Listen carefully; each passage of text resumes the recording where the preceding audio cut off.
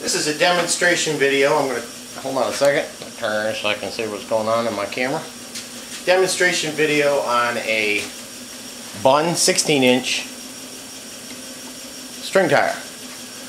My father worked with Bunn, started in 1952 as a repair guy, became a distributor in 1970, used to be number 2 in the country behind the guy in California, which is funny because then he became a Moscow distributor, and for years I was number 2 behind the guy in California in Moscow sales and strap sales. But then they brought in some big guys and I lost that title, so no skin off my nose. So anyways, before he died, he worked in our little workshop and rebuilt Bunns, and I've got about 30 of them, all wrapped in plastic, climate controlled, and I thought, you know, last time I ordered parts from Bunn, they didn't give me a discount.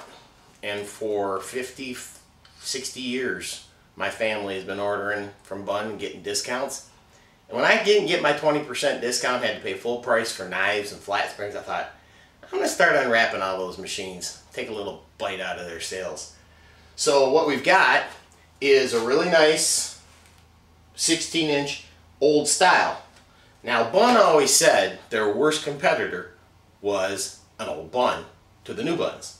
And the reason is these old machines were made of steel. If you ever heard stories about World War II, the bombs bouncing off the battleships and stuff, we have virgin steel, or so they say. Now, we have virgin steel, and the steel had no recycled content, so it was extremely strong, and that's what Bunns used to be made out of. The newer stuff, the Rockwell hardness, they don't want to pay the money for that stuff.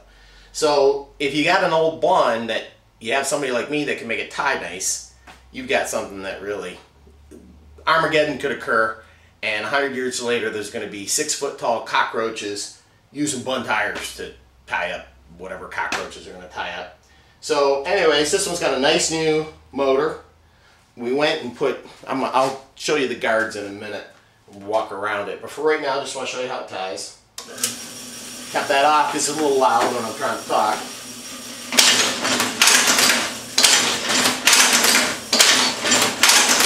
And this is the thing about machines on eBay. You don't get to see whether they tie or not. Somebody will put one on there for $1,000 and you'd be like, am I gonna have to pay somebody $300, $400, $500 to come out and fix it? If there's anybody that can fix it. If you're in Michigan, you got me, but otherwise, that's what you want. That's a loop. If you bought a brand new Bunn, you'd be hard pressed to get a loop that big and loopy. So anyways, very nice loop. Like I said, my dad, 55 years of experience.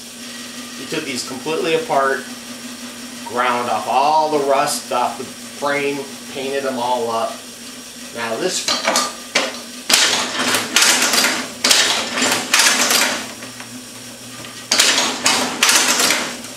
so perfect for small use, fast. You can do up a bundle. You can do. I've got a mailer. The largest mailer in Traverse City, Michigan, still uses string like crazy. And the reason the post office doesn't say anything to them, the postmaster, is because they're the largest mailer in Traverse City. So they're not going to hassle them. But I'm going to go around and show you the. Got to turn this so I can see what I'm doing.